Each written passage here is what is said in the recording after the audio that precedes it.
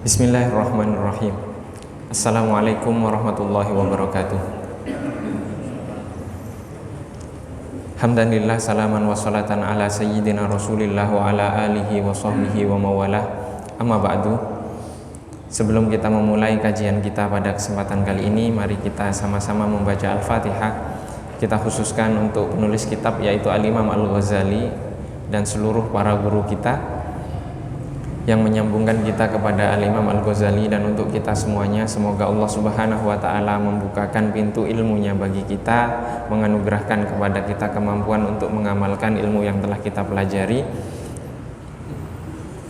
Ala hadhihi niyya wa bikulli niyatin salihah wa ila hadratin nabiyil mustafa sallallahu alaihi wa alihi wasallam. Al-Fatihah. A'udzu billahi minasyaitonir rajim. Bismillahirrahmanirrahim. Alhamdulillahi rabbil alamin arrahmanir rahim maliki yaumiddin. Iyyaka na'budu wa iyyaka nasta'in ihdinas siratal mustaqim siratal ladzina an'amta 'alaihim ghairil maghdubi 'alaihim waladdallin. Amin. Jamaah yang dirahmati oleh Allah Subhanahu wa taala, pada kajian yang lalu kita telah sampai kepada bab adab menjadi imam dan menjadi makmum, atau bagaimana mengimami dan bagaimana menjadi seorang makmum di belakang imam. Pada kajian yang lalu kita telah sampai kepada tasyahud awal, bahwa tasyahud awal dicukupkan bagi seorang imam untuk membacanya tidak sampai akhir, akan tetapi bacaan tasyahudnya hanya sampai kepada Allahumma salli ala sayyidina Muhammad wa ala ali sayyidina Muhammad. Kemudian sekarang adab yang ke-8 adalah wa yaqtasiru fir raq'ataini al-akhirataini alal Fatihah, dan mencukupkan di 2 rakaat terakhir dengan membaca Al-Fatihah saja. Jadi di 2 rakaat yang terakhir mencukupkan di Al-Fatihah saja. Kemudian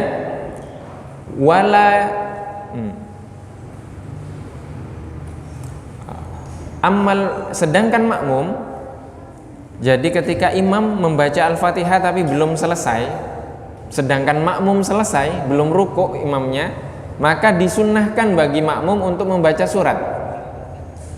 Jadi kalau imamnya belum rukuk di rakaat ketiga atau keempat, sedangkan makmum sudah selesai membaca Al-Fatihah, baca lagi surat. Baca surat. Karena apa? Karena tidak ada gunanya dalam sholat itu ketika kosong, maka harus membaca surat. Kemudian dilanjutkan oleh Al-Imam Al-Ghazali, wala yutawwilu alal qaumi, dan seorang imam hendaklah tidak memperpanjang atas makmumnya.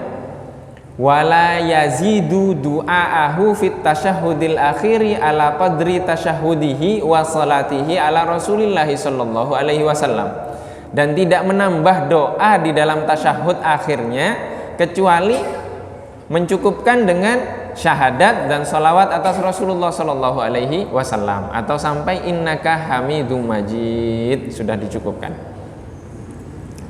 Nah, kalau kita sudah innaka hamidum majid tapi imamnya belum salam, tambah lagi doa. Jangan sampai kosong. Wayan wil imam inda taslim. Nah, sekarang seorang imam hendaklah meniatkan ketika dia mengucapkan salam, meniatkan ketika salam. Salam itu kan niatnya di awal, kita adab tentang sholat, bahwa itu menghalalkan, ya kan? Karena takbir pertama Allahu Akbar itu takbiratul ihram, takbir yang mengharamkan segala sesuatu kecuali ibadah sholat. Maka salam itu namanya tahallul. Tahallul artinya menghalalkan. Menghalalkan apa? Sudah keluar dari sholat. Maka dengan niat yang tahallul tadi, menghalalkan keluar dari sholat, diniatkan juga ketika salam adalah alal qaum. Niatnya adalah salam kepada makmum juga. Selain salam yang menghalalkan, itu kan rukun. Niatnya untuk menghalalkan, keluar dari sholat. Selain itu niatnya juga salam kepada makmum. Wayan wil qaumu bitaslimihim jawabahu. Sedangkan makmumnya selain niat untuk keluar dari sholat, juga niat untuk menjawab salam imam. Ini niat makmumnya.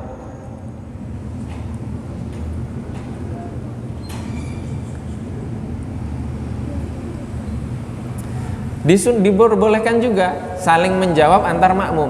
Itu dibarengi dengan saling menjawab antar makmum. Nah, di sini disunnahkan bagi makmum untuk salam pertama itu setelah imam selesai salam kedua. Itu disunnahkan. Wa yalbathul imamu sa'atan ba'dama yafrugu minas salam, dan hendaklah imam diam beberapa saat setelah dia selesai dari salam. Di sini diriwayatkan dalam sebuah hadis, annahu sallallahu alaihi wa alihi wasallam lam yakun yaqudu illa qadra qawlihi Allahumma antas salam wa minkas salam tabarakta ya dzal jalali wal ikram. Artinya apa? Artinya Rasulullah tidak pernah meninggalkan tempat sholat beliau menjadi imam atau ketika beliau sholat, melainkan setelah membaca Allahumma antas salam wa minkas salam wa ilaika ya'udus salam fa ayyina rabbana bis salam wa adkhilnal jannata darus salam tabarakta rabbana wa ta'alaita ya dzal jalali wal ikram.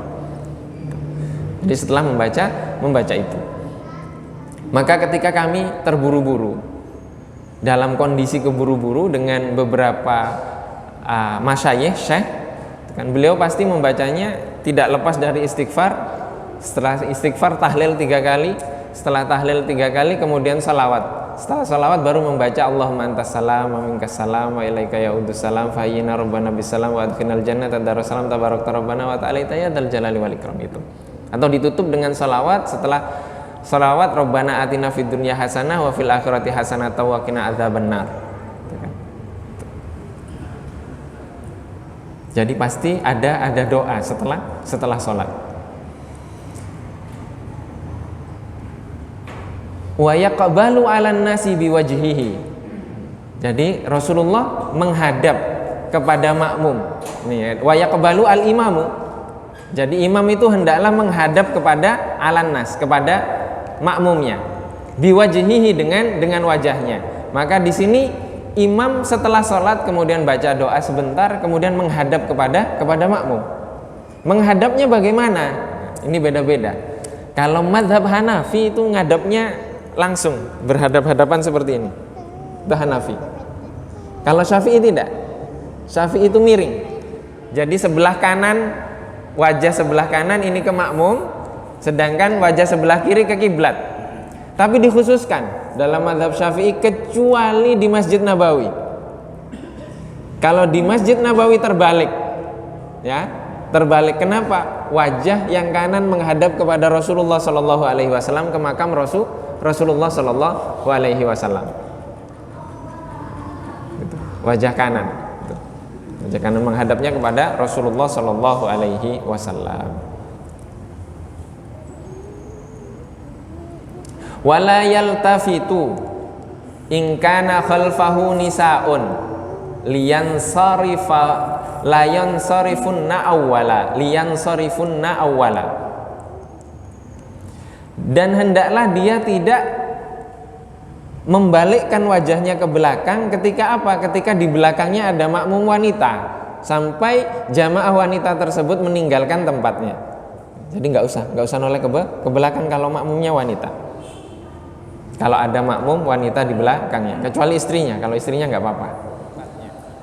Haitsu syaa an yaminihi aw shimalihi, atau imam kemudian meninggalkan, wa yansariful imamu, dan imam meninggalkan tempatnya, haitsu syaa, dari mana dia inginkan, an yaminihi aw shimalihi, baik dari kanan atau dari kiri. Wal yaminu ahabbu ilayya, sedangkan menuju arah kanan itu lebih baik, lebih baik menurut saya. Kenapa? Kanan itu afdol, lebih utama.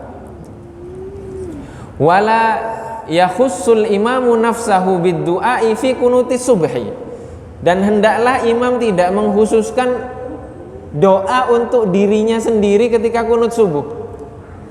Allahumma hdini fi man hadait, ya Allah berikan hidayah kepadaku, gitu kan. Nggak boleh. Nah, ini pentingnya imam itu mengerti doa. Mengfaham doa, jadi tidak mendoakan khusus untuk dirinya sendiri. Allahumma hdini, ya Allah berikanlah hidayah untukku saja, karena dia ngafal dari buku. Kalau dia paham, dia akan mengganti dengan bentuk jamak. Allahumma hdina fiman hadait, karena di belakangnya ada banyak orang. Jadi akhirnya doanya kita, bukan saya sendiri atau imam itu sendiri. Bal yaqulu, akan tetapi dia berdoa Allahumma hdina, ya Allah anugerahkan hidayah kepada kami. Wa yajharu bihi, dan imam melantangkan doanya, yaitu doa kunut. Wa yu'amminul qaumu, dan makmumnya mengaminkan. Wala yarfa'una aydiyahum. Nah, di sini Imam Al-Ghazali mengatakan wala yarfa'una aydiyahum, jangan mengangkat tangan. Idlam yathbut dzalika fil akhbar, karena tidak ada dalil yang kuat dalam hadis ketika kunut tersebut. Akan tetapi dijawab oleh Imam An-Nawawi Al-Bantani di sini. Balid du'a ijahran idza sami'u kunutal imam. Nah, maaf di sini wa hadza dhaifun, kata Imam An-Nawawi Al-Bantani, bahwa apa? Pendapat Imam Al-Ghazali ini lemah. Balis sahih sunnah raf'ul yadaini fi jami'il kunut was salati was salami ba'dahu. Sedangkan mengangkat tangan itu sunnah dalam hadis sahih di setiap kunut, dan juga ketika membaca salawat dan salam atas Rasulullah Shallallahu Alaihi Wasallam. Dan di sini ketika imam berdoa kunut, wa yaqra'ul ma'mumu baqiyatal kunuti min qawlihi innaka taqdi wa la yuqda alaik sirran. Sedangkan makmum kemudian membaca doa kunut innaka taqdi wa la yuqda alaik. Jadi ketika kunut, imam membaca Allahumma hdina fiman hadait, wa afina fiman afait, wa tawallana fiman tawallait, wa barik lana fima a'tait, wa qina wasrif anna bi rahmatika syarra ma qadait. Fa innaka taqdi, dari fa innaka taqdi di sini ketika imam melantangkan, maka makmum tidak mengaminkan, tapi mengulangi atau membaca sama dengan apa yang dibaca imam, karena itu bukan doa, itu adalah pujian. Jadi tidak mengaminkan, bukan amin gitu.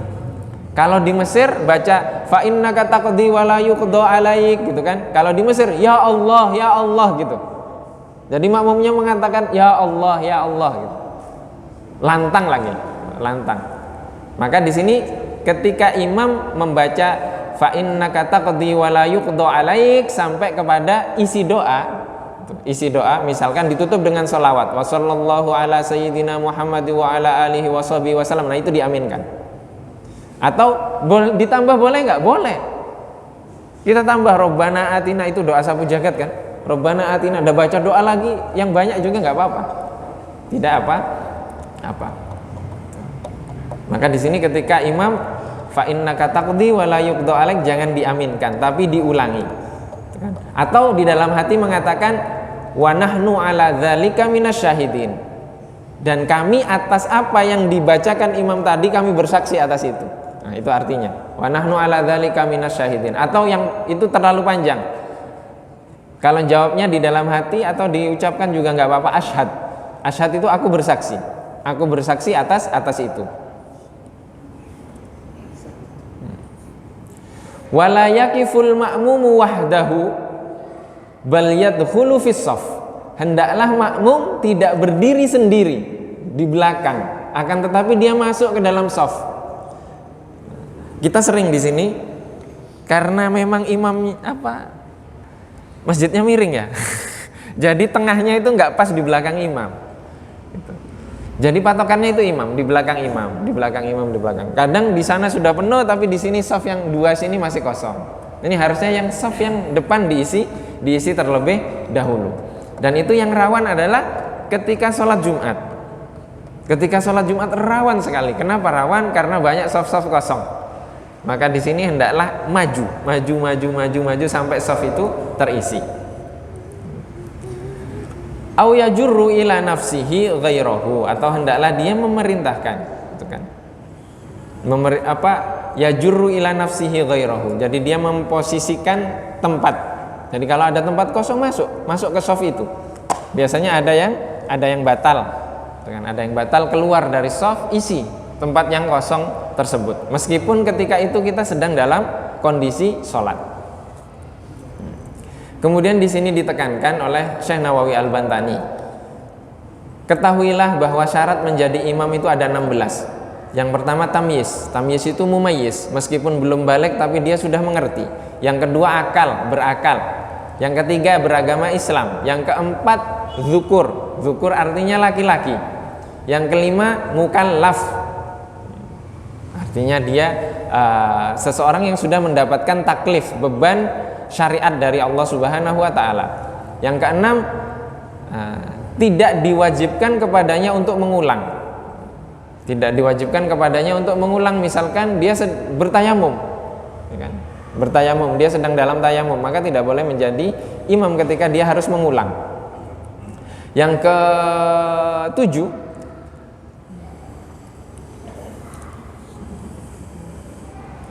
ketujuh, ma'rifatu kaifiyatis shalah, mengetahui tata cara salat. Yang kesembilan, yang kedelapan, alla yakuna lahinan lahnan yughayyirul makna fil Fatihah. Hendaklah dia tidak memiliki lahan. Lahan itu kesalahan dalam melafalkan. Kesalahan dalam melafalkan, yughayyirul makna, yang merubah makna fil Fatihah, di dalam Al-Fatihah. Ditekankan ya, di dalam Al-Fatihah, karena dalam mazhab Syafi'i Al-Fatihah itu rukun. Al-Fatihah itu rukun. Al-Fatihahnya benar. Tidak ada pilihan lain, Al-Fatihah pokoknya. Setelah itu surat salah terserah. Bukan terserah ya, diutamakan yang nggak salah juga gitu. Tapi ketika suratnya salah ya sudah sah, yang penting Al-Fatihahnya. Al-Fatihahnya sudah.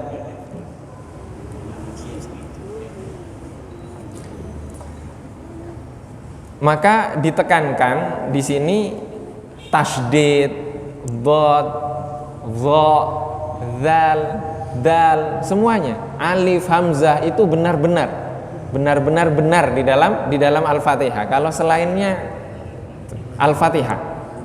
Karena al-ummi menurut Imam Asy-Syafi'i, orang yang buta huruf adalah yang tidak fasih melafalkan Al-Fatihah.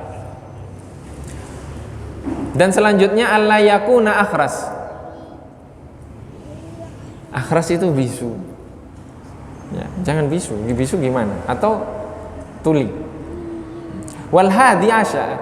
Yang selanjutnya alla yakuna ummiyan. Tidak ummi. Ummi itu artinya tidak buta huruf.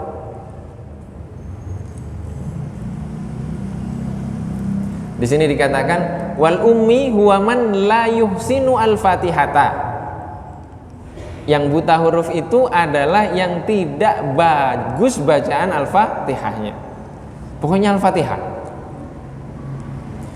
Watsani asyar, yang ke-12, alla yakuna tabi'an li ghairihi. Dia tidak sedang bermakmum kepada orang lain. Jadi makmum dijadikan imam juga gitu. Dia sedang bermakmum kemudian dijadikan imam, tidak boleh. Yang selanjutnya alla yakuna murtakibun, alla yakuna murtakiba bid'atin yukaffaru biha. Hendaklah imamnya adalah bukan ahli bid'ah yang dikafirkan atas bid'ah tersebut.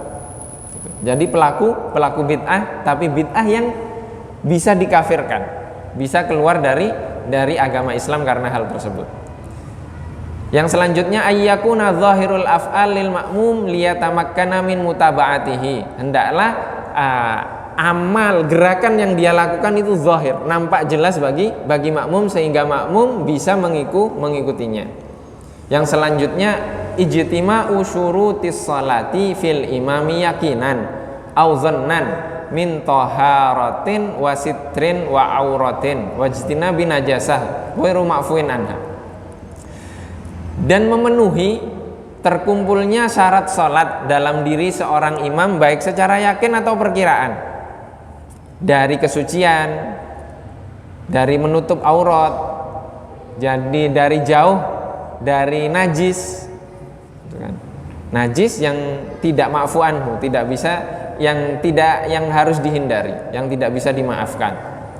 Bagaimana kalau seorang mazhab Syafi'i bermakmum kepada mazhab Hanafi, sedangkan dia berangkat dari rumahnya, istrinya salaman misalnya, bersentuhan, kan batal menurut mazhab Syafi'i. Nah, kalau yang seperti itu kita tidak perlu difikirkan, karena itu perbedaan pendapat terkait thaharah. Sedangkan yang selanjutnya niatul imamah, niat menjadi imam. Wala yambaghi lil ma'mumi ayyataqaddama 'alal imami fi af'alihi. Tidak diperkenankan bagi seorang makmum untuk mendahului imam dalam setiap gerakannya, au yusawihi, atau membersamai. Bersamaan tidak boleh mendahului apalagi. Bal yambaghi ayyata'akhkhara anhu, akan tetapi hendaklah dia ada jeda antara gerakan imam dengan gerakan makmum. Wala yahwilir ruku'i illa idzan taha al-imamu ila haddir ruku'. Hendaklah makmum tidak memulai rukuknya, gerakan rukuknya menuju ke rukuk sampai imam selesai sempurna dalam batasan rukuk yang sempurna. Jadi sampai imam Allahu Akbar, imam sempurna, baru makmum rukuk.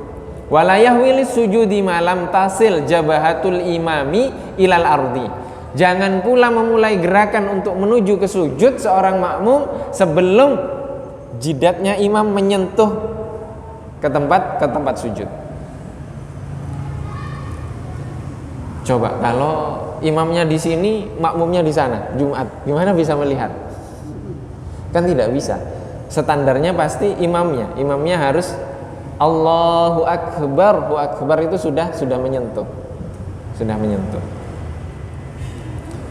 Wa'lam anna syurutal ma'mumi tis'ah. Ketahuilah bahwa syarat menjadi makmum itu ada 9. Yang pertama al-mutaba'ah. Al-mutaba'ah itu mengikuti. Makmum itu mengikuti imam. Wathani ayyan wilik tidak, meniatkan menjadi makmum, mengikuti imam. Yang ketiga muwafaqatul imam. Muwafaqatul makmumi imamahu. Sesuai dengan apa yang dilakukan oleh imam. Sesuai dengan apa yang dilakukan oleh imam. Maka di sini ini Al-Fakir ingin menjelaskan. Ju'ilal imamu liyutamma bihi. Ini Rasulullah bersabda, dijadikan seorang imam itu untuk diikuti. Untuk diikuti. Maka ketika imam tidak kunut, jangan kunut. Ketika imam kunut. Kenapa? Ini melatih egoisme kita. Karena semuanya ada dalilnya. Sekali-kali keluar, buang egoisme itu. Buang ego kita, buang mazhab kita untuk mengikuti hadisnya Rasulullah. Ada hadis yang menjelaskan tentang kunut, ada yang tidak. Ada yang mengatakan itu bid'ah. Ikuti saja. Itu melatih, membersihkan hati kita. Kok bisa kita dalam sholat sedang menghadap kepada Allah, bid'ah nih imamnya. Kita sedang menghadap Allah, bukan sedang mengoreksi imam. Ya, ini melatih kebersihan hati kita. Demikian juga imamnya.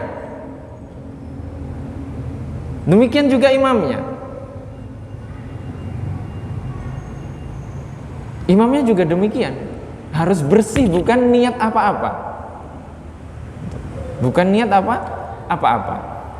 Nah, ini penting karena imam itu dijadikan untuk diikuti.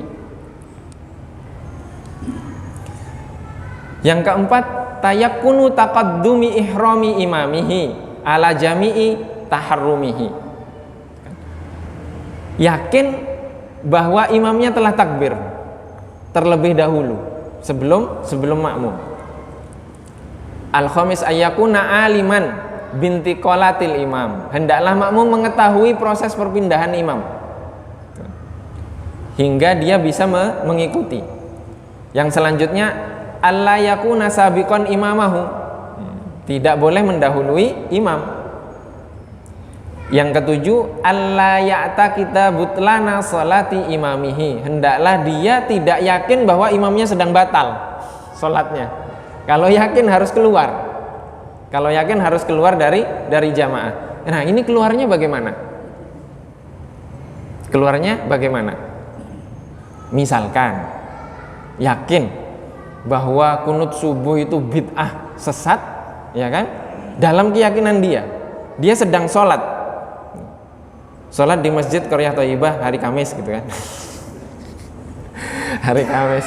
Dia dalam keyakinan itu bahwa itu bid'ah dan akan membatalkan sholat, maka dia harus membatalkan untuk menjadi makmum. Bagaimana caranya? Dia tetap mengikuti imamnya. Dia niat batal di dalam hati, tapi tetap imamnya ruku, sujud, dia ikut sujud. Menyamai gerakannya. Agar apa? Agar tidak menjadi fitnah. Agar tidak menjadi fitnah. Atau kita tahu kita sholat di aliran sesat misalkan, kita nggak tahu kok ini sholatnya beda sama kita gitu kan, di mananya ada batunya, ada apanya begitu kan, ya udah kita membatalkan tapi tetap dalam gerakan yang tidak seolah-olah kita tidak keluar. Itu agar menjaga ini.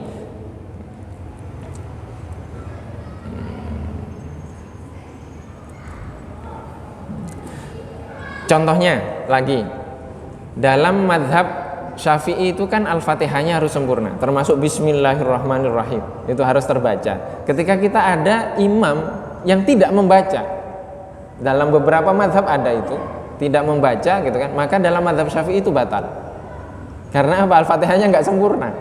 Gitu. Ketika kita sudah yakin itu batal tapi tidak keluar dari jamaah itu, tetap mengikuti sholatnya. Seolah-olah kita mengikuti padahal sudah keluar dari jamaah itu.